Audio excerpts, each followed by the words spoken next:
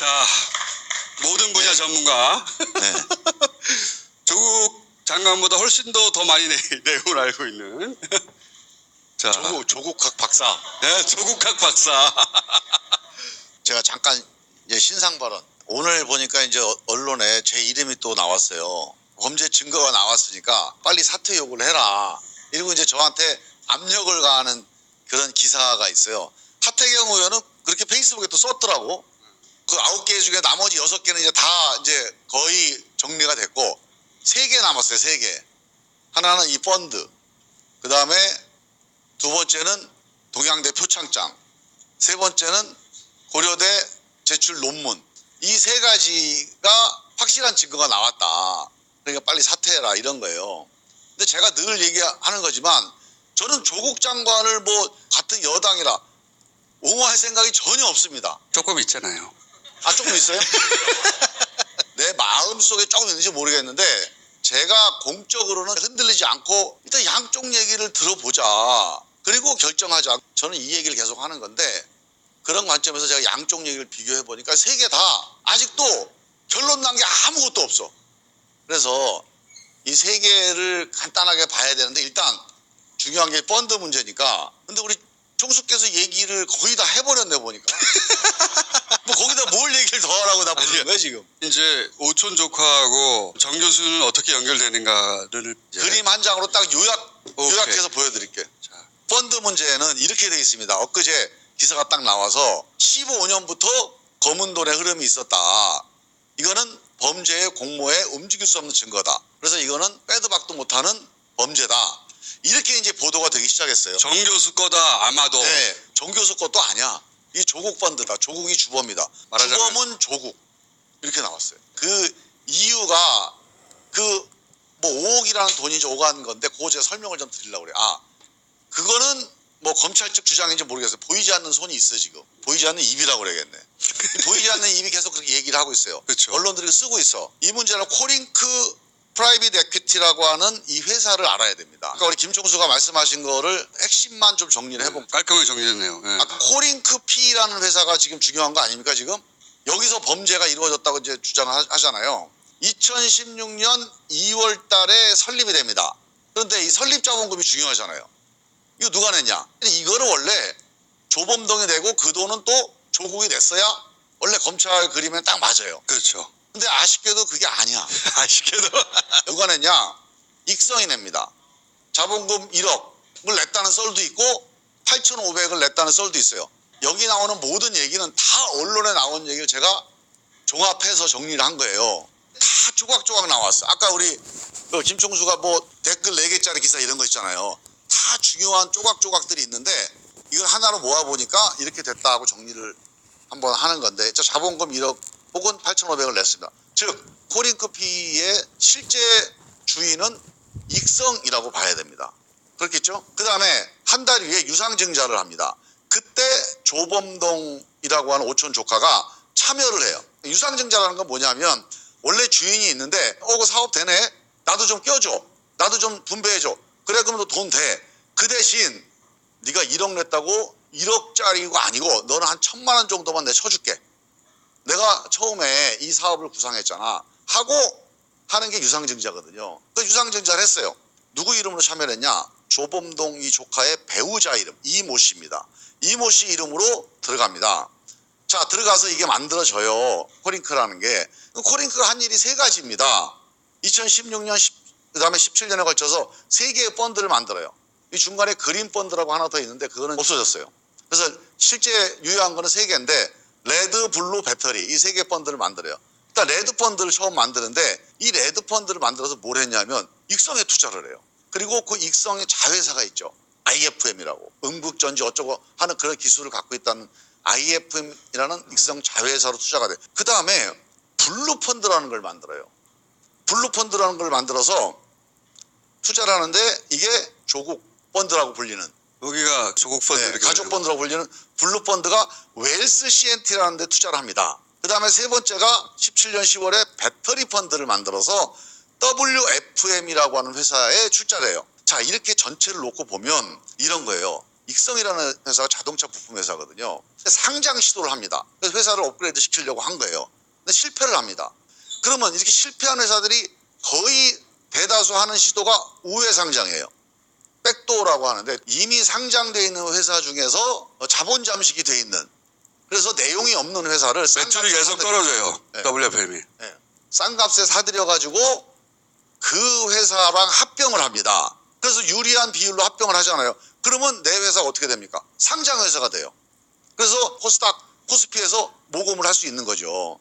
자, 그렇게 하려고 레드 펀드, 블루 펀드, 배터리 펀드를 만드는데 거기에 해당되는 상장 회사가 WFM이에요. 그 WFM은 별로 수익성이 없는 회사인데 산 거예요. 왜? 여기다가 이 진주를 넣어서, 이거 조개 껍데기입니다. 조개 껍데기에다 진주알을 넣어서 진주조개를 만들려고 한 거예요. 그러면 진주는 뭐냐? 익성이에요. WFM, 웰스, 익성, IFM 이걸 다 하나로 묶어가지고 상장이 되는 거예요. 누가? 익성이. 그 과정에 웰스 CNT가 있는데 이거는 그 중간 과정에 그냥 수단으로 사용하고 버릴 건지 아니면 상장에 참여할 건지 제가 모르겠어요. 그럴 수도 있고 저럴 수도 있습니다. 근데 이게 중요한 용도가 있어요. 이 조국 펀드 왜 만들었나 봤더니 레드 펀드를 만들어 갖고 익성에 투자를 합니다. 근데 이것만 가지고 좀 약한 거야. 레드 펀드에 또 돈을 넣을 수도 있는데 그러면 너무 표가 나잖아요. 다른 펀드를 만들어. 그리고 웰스 CNT라는 다른 데 투자를 하는 것처럼 외양은 갖춰요. 근데 그 돈이 어디로 가냐면 13억이 익성 자회사로 갑니다. 13억이 빨간 표시 있죠. 조국인의 돈은 여기로 거쳐가지고 일로 들어가는 거예요. 네. 그러니까 이 블루 펀드가 23억이거든요. 14억은 조국 일가에서 나온 거예요. 10억은 익성에서 나온 거예요. 익성이 모양을 가지고 돈을 넣었는데 이 돈이 누구 돈이에요? 자기 돈이잖아요. 회수하기 위해서 저 빨간 줄 한번 따라가 보세요. 쭉 가면 어디로 가면 명동 사채시장으로 갑니다. 그래서 그대로 익성 이 회장한테 꽂힙니다. 그러니까 돈을 넣었는데 일단 이 모양을 갖추고 다시 회수합니다. 요 행위 때문에 오천 조카가 감옥 가는 거예요. 네, 자, 그럼 보세요. 블루펀드에 23억이 꽂혔는데 13억은 익성 자회사를 IFM으로 가고. 왜 23억이냐? 여기 13억하고 여기 10억. 네. 13억. 네. 13억은 조국 펀드로 꽂힌 거예요. 10억은 익성에서 온 거예요. 그러니까 23억이라는 규모는 만들었는데 그 중에서 익성에서 온 10억은 그대로 자기가 뺏어간 거예요. 빼간 거예요. 그리고 조국 일가에서 받은 13억만 IFM에다 꽂은 겁니다. 그러면 조국인의 입장에서 보자면 블루펀드는 웰스 CNT에 투자했는데 웰스 CNT가 돈을 잘 벌어야 되잖아. 돈이 여기 쓰여야 돼요. 이 돈은 여기 남지 않고 다 빠져나왔어요. 그리고 이 10억은 일종의 가장납입 같은 거죠. 돈을 넣은 척 하였으나 형식적으로 실제 돈은 다 빠져나갔어요. 여기 남는 돈이 없는 거야. 이게 되게 중요한 문제입니다. 저 IFM이라고 하는 익성 자회사 13억 투자한 거는 우리 회사에다 갖고 있으면 이게 수익률이 높지 않으니 더 좋은 투자처가 있으니 또 투자할 수 있지 않습니까? 근데 그렇지도 않은 게 네. 녹취록에 보면 웰스 CNT도 돈이 없어요. 네. 자기들도 돈이 없는데 23억이 들어왔는데 날아가는 거야. 그래서 이제 그것도 말이 안 돼. 그러니까 일단 13억은 그렇다고 치자고요. 문제는 이 10억이에요. 자, 10억이 블루펀드가 웰스한테 투자한 거 아닙니까? 근데 투자한 10억이 횡령이 돼갖고 개인한테 꽂혀요. 그러면 이 10억은 날아가는 거 아니에요?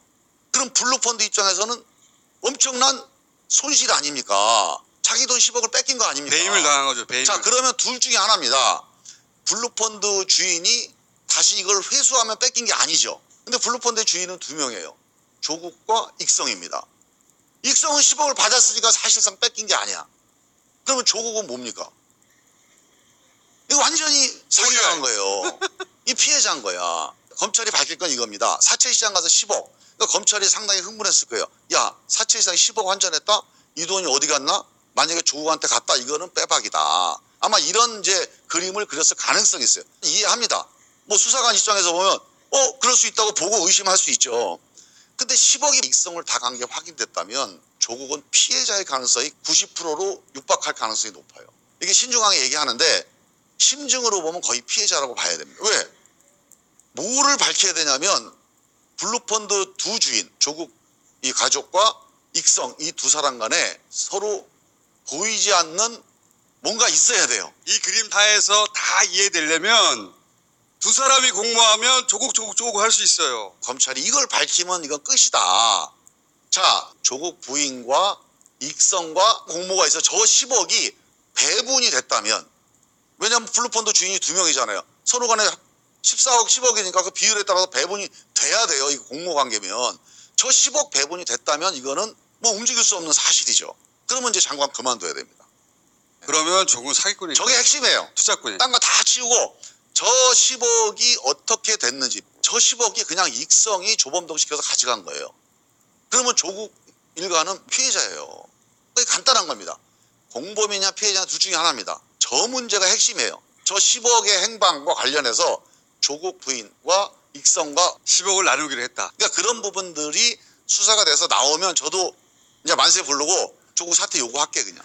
그렇지 않으면 화태경 이제 아무리 얘기해봐야 증거가 없잖아요. 그러니까 횡령한 돈이 가는 곳이 주인이에요. 이거 돈 나눠 먹어야지 공범이지. 예. 주인이고. 그래서 이 펀드 전체는 저렇게 된 코링크를 만들어서 레드펀드, 블루펀드, 배터리 펀드를 만들어서 다 익성으로 모이게 만들어 돈이. 그럼 익성하고 WFM이 합병할 때 더 많은 지분을 갖게 되잖아요. 이 지분율의 수혜자도 익성해. 저 검은 돈의 10억의 수혜자도 익성해요. 초기에 자본금 된 것도 익성해요. 그러면 이 코링크 그림의 주인은 누굽니까? 익성 관계자가 보면 이거 소송할지 모르니까 일단 합리적 의심이 든다. 익성이라고. 네. 코링크 피의와 관련된 이 돈의 흐름은 익성을 중심으로 움직였다라고 하는 게 보도에 나온 내용을 다 종합한 거예요. 근데 이제 검찰은 어디를 보고 있느냐. 검찰은 들여다보고 있잖아요. 검찰은 어디를 보고 있냐면 그 5억을 빌렸다 2015년에. 그 중에 일부가 여기 3월 달에 유상증자에 쓰인 거 아니냐. 그 돈을 빌려준 사람이 정영심 교수니까 정영심 교수 거다 라고 의심하는 거예요. 네. 저는 이제 최근까지 몰랐어요. 처음에 검찰이 시작할 때 30곳을 압수수색을 했죠. 청문회 당일날 기소를 했죠. 누가 봐도 무리 아닙니까? 이해가 안 된 거예요. 최근에 이제 이 상황을 보면서 이해한 게 내사 딱 해보고 2015년에 5억이 이 코링크와 연결되어 있는 거예요. 여기서부터 가족 사기다를 생각한 거예요. 검찰은 이렇게 믿고, 자, 이 5억의 돈의 흐름, 이거는 초기 주도자는 조국이다 이렇게 된 거예요. 조국이네. 예. 그래서 이 확신이 딱 서니까 이거는 나라를 위해서 이거는 수사해야 된다. 30곳 압수수색한 자. 저는 그래서 이해를 하게 됐어. 검찰에 대해서. 아, 그래서 무리를 했구나. 이제 거기까지는 이해를 하고 넘어가자고요. 근데 너무 의심을 많이 하면 힘들어. 근데 이 5억이요. 돈이 넘어갔는데 조범동 배우자한테 5억이 넘어갑니다. 그러니까 조카 며느리죠. 증자에 참여를 해요. 이 5억을 빌려주고 2018년에 5억을 그대로 상환을 받아요. 그 통장 계좌로. 만약에 이번 사건이 일어나서 갑자기 한 달 전에 상환했다. 청문회 가기 전에. 그러면 이거 의심이 좀 되죠. 1년 전에 상환을 해요. 이건 뭐냐? 그러면 이자도 고금리예요. 내가 들어보니까. 약정서가 다 압수수색 돼 있으니까. 그러면 이거는 정상적인 차용 관계다라고 하는 게 서류상으로는 나오잖아요. 이게 자신 있게 빌려온 거예요. 네. 조카가. 걱정하지 마십시오. 그렇죠. 당숙에게. 그 15년도만 해도 조카가 투자 쪽에 이제 어떤 그 프로니까 돈을 빌려줘도 되겠다고 이제 이 부부가 믿었을 수가 있어요. 이 금전 흐름만 보면 딱 떨어집니다. 차용증이 있죠. 계좌에서 계좌로 갔다가 또 전혀 관계없이 적절한 시점에 상환이 됩니다. 이거를 뒤집으려면 뭐가 필요하냐면 정경진 교수가 이 조범동이라는 조카하고 코링크 관련된 공모를 하는 정황이 나와야 돼요. 그렇죠. 뭐 문서를 주고받았다든가 지시를 했다든가. 회의를 했다든가 네. 회사 회의에 참여해서 직원들하고 같이 뭘 했다든가. 제일 결정적인 거는 회사를 설립할 때 원주인이 있잖아요. 둘째 주인으로 들어가는 거예요. 그 둘째 주인으로 들어가려면 원주인하고 어떻게 해야 돼요? 그걸 알아야 되잖아요. 이런 관계가 공모 관계로 성립이 돼야 돼요. 정 교수가 오촌 조카를 시켜가지고 내 돈인데 넣어라. 네 가족 이름으로. 그런데 저쪽은 주인은 익성인데요. 그럼 익성하고 딜을 하자. 이게 나와야 되지. 이게. 그래서 저는 그건 없어 아무것도. 2015년도에는 누구도 범죄를 하려고 투자를 안 합니다. 그래서 숨어서 하지 않았을 거라고 봐요. 저는 이 협의를, 이 회사를 만들고 좋은 투자 하더니 같이 해보자. 와서 밥도 먹었을 거고 의기투합하니까 식사 대접도 했을 거고 여러 가지가 관계됐을 가능성이 상당히 높습니다. 그래서 저는 검찰이 의심하는 거를 입증을 하려면 이 정경심 교수와 조범동, 익성과 초기에 이 코링크피 전체의 개요를 함께 협의했던 과정을 그거를 증거를 확보해내면 된다고 봅니다. 그다음 아주 결정적인 스모킹 거는 이거예요. 저 10억이에요. 10억. 저 10억을 나눠 가져야 됩니다. 안 그러면 피해자가 되는 케이스가 돼요. 5억을 통해서 공모했다는 관계가 안 나온다면 이 검찰의 의심, 이 30곳을 압수수색하고 청문회 날 기소하고 이렇게 적극적인 검찰의 의혹, 이 출발점을 흔들리게 되는 거예요. 그래서 저는 조범동 수사를 하다 보면 진술이 나올 거라고 봐야죠. 너 뒤에 누구냐? 익성입니다. 조국입니다. 이 A, B 나올 거 아닙니까? 아니면 둘 다 답니다. 이 진술이 나올 거고 그 진술에 따르는 증거가 있을 겁니다. 자, 저는 이거를 빨리 대통령한테 보고하면 돼요. 그 조선일보에 주지 말고 이렇게 증거가 나왔습니다. 조국 장관 사퇴하든지 파면하든지 결단을 내리셔야 됩니다. 그럼 문재인 대통령이 안 돼. 그럴 사람이에요? 아니잖아요. 두 번째, 이게 안 나오잖아요. 저 10억과 관련된 게 안 나오죠. 저 5억이 단순 차용이죠. 그러면 이건 빨리 털어야 됩니다. 저렇게 핵심적인 이슈들에서 증거가 안 나오는데 그냥 어렴풋한 정황 증거를 여러 개 묶어갖고 계속 뭐 추궁하고 그러면 이건 조국을 잡는 게 아니라 문재인을 잡는 거예요. 지지율 떨어지는 게 문제가 아닙니다. 지금 한미 정상회담에 유엔 연설에 남북관계 있죠. 정기국회 예산이 있죠. 이 수많은 일들을 이 하나 때문에 아무것도 진도를 못 나가거나 나설 수가 없어요.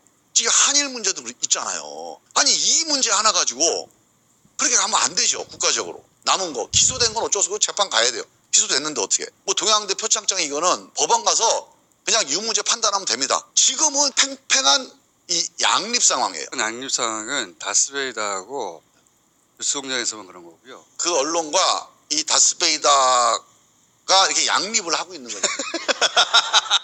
이게 팽팽한 거예요 지금.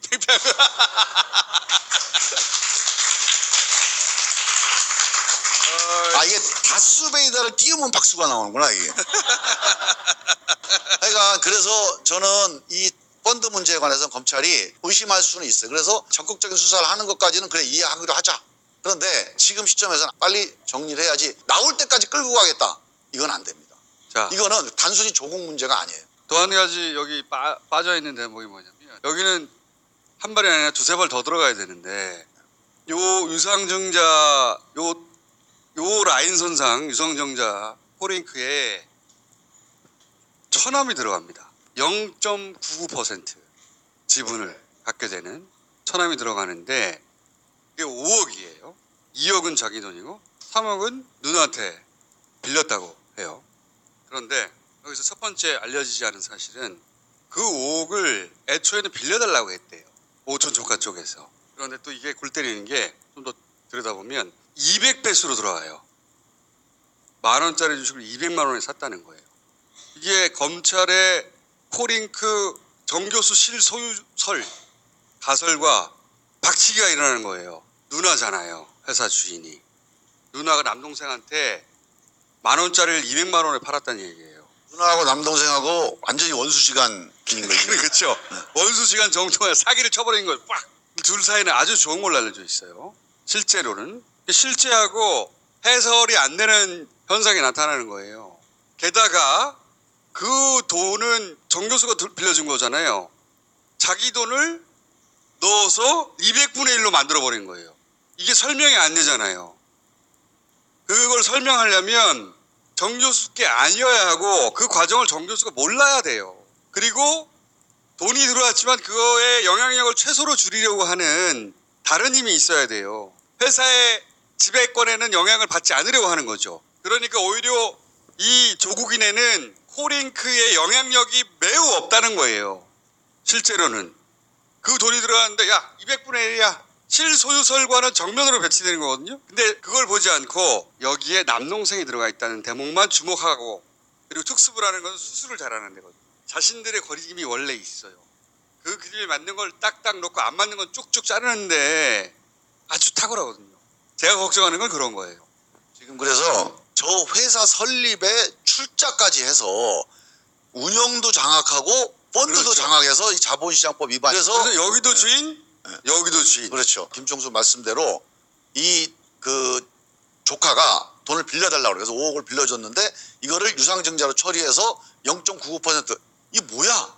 그래서 다시 상환을 했어요 그거를. 네. 그래서 이건 다 끝나버린 겁니다. 그래서 이 처남도 검찰 수사를 받았다고 그러는데 피의자가 아니에요. 그냥 참고인을 부르고 그냥 딱 깨끗하게 진술 받고 끝나버렸어요. 남동생이 정경심 교수에게 그 돈 코링크 거기에 유상증자에 쓰였다는데 이런 말을 하고 정 교수가 여기에 지배자가 아니어도 들었을 수 있어요. 그리고 나서 그걸 나중에 물어볼 수도 있어요. 자기 자산 관리했던 사람은 코링크가 뭐예요? 예를 들면 그런 것들만 모으잖아요. 코링크를 미리 알고 있었어. 누군가 이야기를 하였어. 그리고 처남이 들어갔어. 필요한 사실을 잘라서 조합하면 그리고 WFM에서 돈을 받았어. 그거를 정황으로 만드는데 대한민국 최고의 기술자가 특수부인 거예요. 그게 걱정이 되는 거예요. 왜? 너무 멀리 왔거든요.